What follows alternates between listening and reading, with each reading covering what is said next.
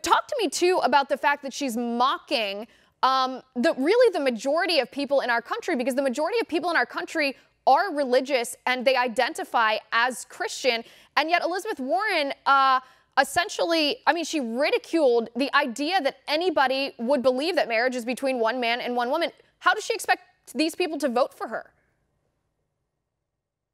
Look, the space between what is forbidden and what is compulsory is getting smaller and smaller every day. That liberal space, small L liberal space, in which people with radically different beliefs, for example, about human sexuality, about ethics, about whether or not God exists, what God wants from us. America has always had people living side by side in tolerance on these issues, not always perfectly, by no means always perfectly, but that was the system that we laid down from the beginning with the First Amendment and the small L liberal ideas that undergird our Constitution. And the left wants to move us away from that liberal idea and saying that, it is becoming kind of like a secular religion on the left. And I'm an agnostic, but the way that the left is wielding some of these social issues, and I think you're right. I mean, I think they're basically cutting ads for Donald Trump 2020 on that stage the other night.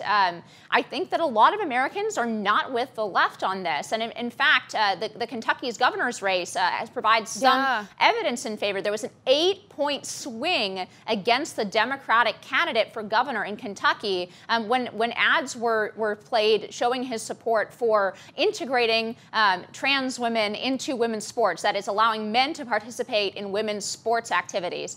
Okay, so I don't think the American people are with the left on this. I think that if Donald Trump is smart, he will make a lot of hay out of this town hall, and he will make a lot of political ads based on the things that all of the candidates have said. And look, we're going to have this fight because there is no more tolerance anymore. Eric Erickson has a great book called "You Will Be Made to Care."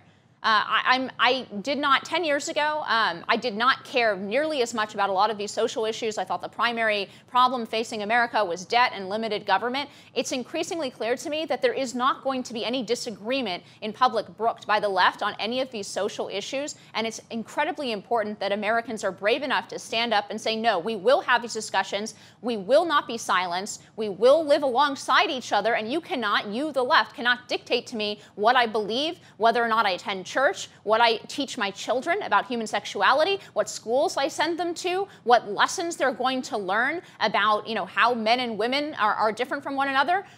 These are really important fundamental rights, and I hope that the Republican Party takes that as a challenge to stand up for Americans in this regard. Right, and remember, this is not transphobic. This is not bigoted, not at all. We should extend, and conservatives do extend, the utmost respect and dignity to people of different sexual orientations, people who have gender identity disorders, and we ought to. We ought to lead by example, and we do a good job of that. But the Democrats try to paint this binary option that either you adhere to their LGBTQ ideology, their radical leftist ideology, or else you're a bad person, and that's simply not the case.